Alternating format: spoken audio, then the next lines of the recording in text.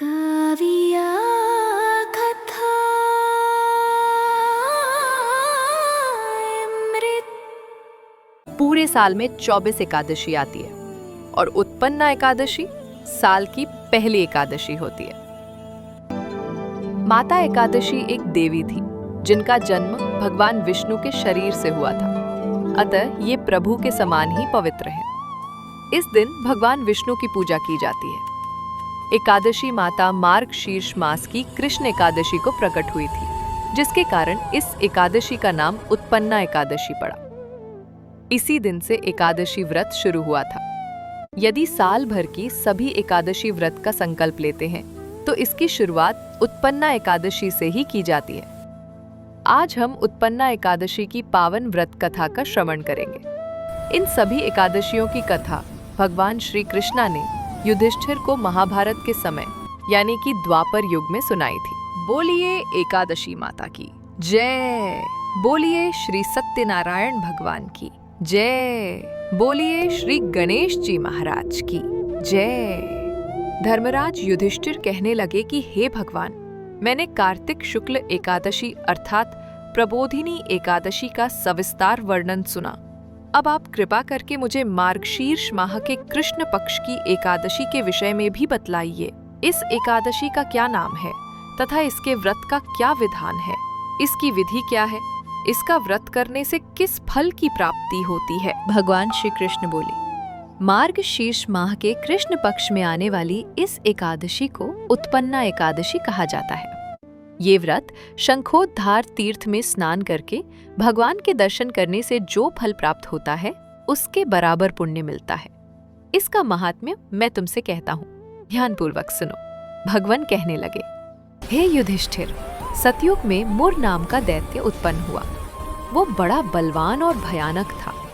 उस प्रचंड दैत्य ने इंद्र, आदित्य, वसु, वायु, अग्नि आदि सभी देवताओं को पराजित करके भगा दिया। तब इंद्र सहित सभी देवताओं ने भयभीत होकर भगवान शिव से सारा वृत्तांत कहा और बोले, हे कैलाशपति, मुर दैत्य से भयभीत होकर सभी देवता मृत्युलोक धरती में भटक रहे हैं। तब भगवान शिव ने कहा, हे देवताओं, तीनों लोकों के स्वामी, भक्तों के दुखों का नाश करने वाले भगवान विष्णु की शरण में जाओ। वे ही तुम्हारे दुखों को दूर कर सकते हैं। महादेव जी के आदेशानुसार इंद्र तथा अन्य देवता क्षीर सागर गए, जहां पर भगवान श्री हरि शेष शैया पर विराजमान थे। इंद्र सहित सभी देवताओं ने भगवान विष्णु के समक्ष उपस्थित होकर उनकी स्तुति की। हे तीनों लोकों के स्वामी, आप स्तुति करने योग्य हैं। हम सभी देवताओं का आपको कोटि कोटि प्रणाम है। हे दैत्यों के संहारक, हम आपकी शरण में हैं। आप हमारी रक्षा करें। हे त्रिलोकपति, हम सभी देवता दैत्यों के अत्याचारों से भयभीत होकर आपकी शरण में आए हैं।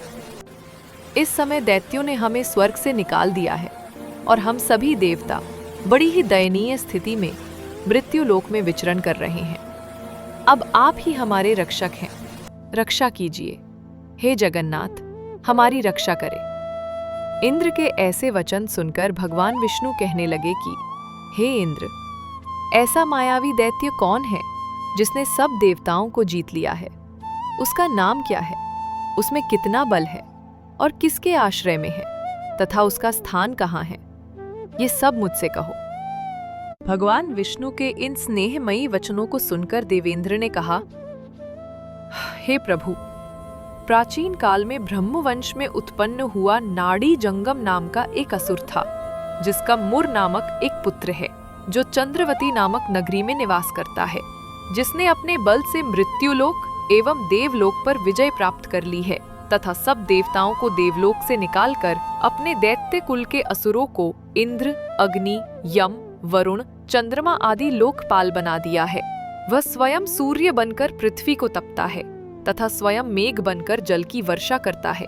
अतः आप इस बलशाली भयानक असुर का संहार करके देवताओं की रक्षा करें। देवेंद्र के मुख से ऐसे वचन सुन भगवान विष्णु बोले, हे देवताओं, मैं आपके शत्रु का शीघ्र ही संहार करूंगा। आप सब इसी समय मेरे साथ चंद्रवती नगरी चलिए। देवताओं की पुकार पर भगवान विष्णु तुरंत ही उनके साथ चल दिए। उधर दैत्यराज मुर ने अपने तेज से जान लिया था कि श्री विष्णु युद्ध की इच्छा से उसकी राजधानी की ओर आ रहे हैं, अतः अपने राक्षस योद्धाओं के साथ वह भी युद्ध भूमि में आकर गरजने लगा। देखते ही देखते युद्ध आरंभ हो गया।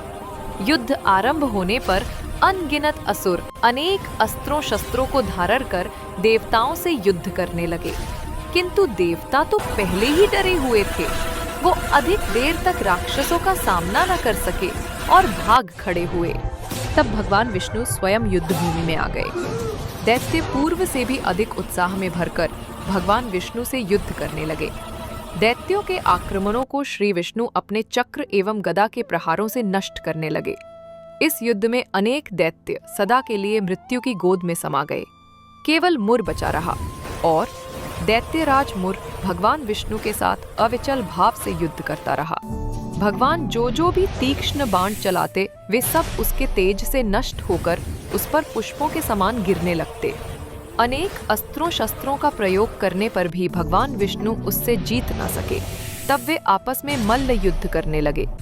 1000 वर्ष तक उनका युद्ध चलता रहा, किंतु मुर नहीं हारा।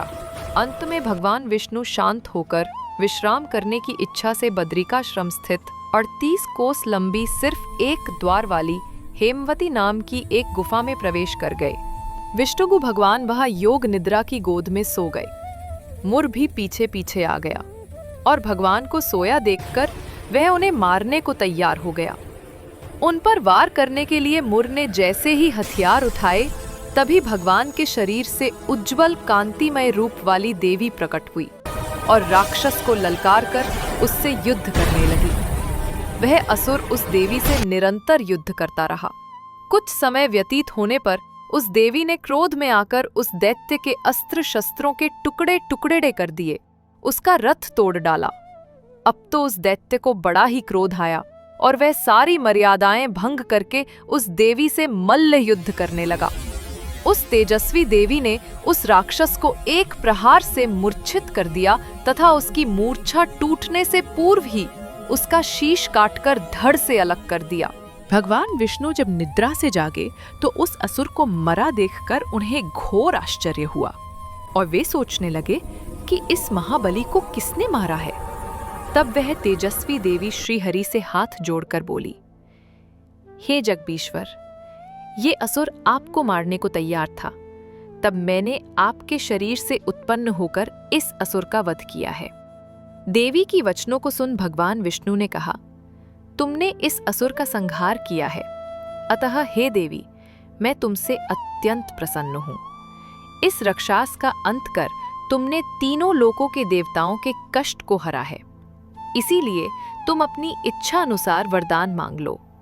मैं तुम्हारी प्रत्येक इच्छा को पूर्ण करूंगा। भगवान विष्णु के वचनों को सुन देवी बोली, हे प्रभु, मुझे यह वरदान प्रदान करें कि जो भी मनुष्य या देव मेरा व्रत करे उसके सभी पाप नष्ट हो जाएं तथा अंत में उसे स्वर्ग लोक की प्राप्ति हो। मेरे व्रत का आधा फल रात्रि को मिले तथा उसका आधा फल एक समय भोजन करने वाले को मिले। जो श्रद्धालु भक्ति पूर्वक मेरे व्रत को करें वे निश्चय ही वैकुंठ लोक को प्राप्त करें। जो मनुष्य मेरे व्रत में दिन तथा रात्रि को एक समय भोजन करे वह धन धान्य से भरपूर रहे। कृपा करके मुझे ऐसा वरदान दीजिए। भगवान श्रीहरि ने कहा, हे कन्या, ऐसा ही होगा। मेरे और तुम्हारे भक्त एक ही होंगे और अंत में संसार में प्रसिद्धि को प्राप्त होकर मेरे लोक को प्राप्त करेंगे। हे कल्याणी, तुम एकादशी को प्रकट हुई ही हो, इसीलिए तुम्हारा नाम भी एकादशी हुआ। क्योंकि तुम मेरे अंश से उत्पन्न हुई हो, इसीलिए संसार में तुम उत्पन्ना एकादशी के नाम से विख्यात होगी। तथा जो मनुष्य इस दिन व्रत करेंगे उनके समस्त पाप समूल नष्ट हो जाएंगे। तुम मेरे लिए अब तीज, अष्टमी, नवमी तथा 14 से भी अधिक प्रिय हो। तुम्हारे व्रत का फल सब तीर्थों के फल से भी महान होगा। यह मेरा अकाट्य कथन है।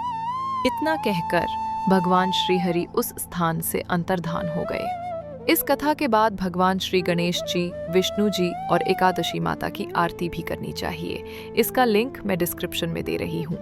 बोलिए एकादशी माता की जय। बोलिए श्री सत्यनारायण भगवान की जय। आगे हम विवाह पंचमी की कथा सुनेंगे, वो छूट ना जाए, इसलिए हमारे चैनल को सब्सक्राइब जरूर कीजिए। भक्तों, इस कथा को दोस्तों और संबंधियों से जरूर शेयर करें, क्योंकि भगवान की कथा सुनाने का बड़ा महत्व है। काव्या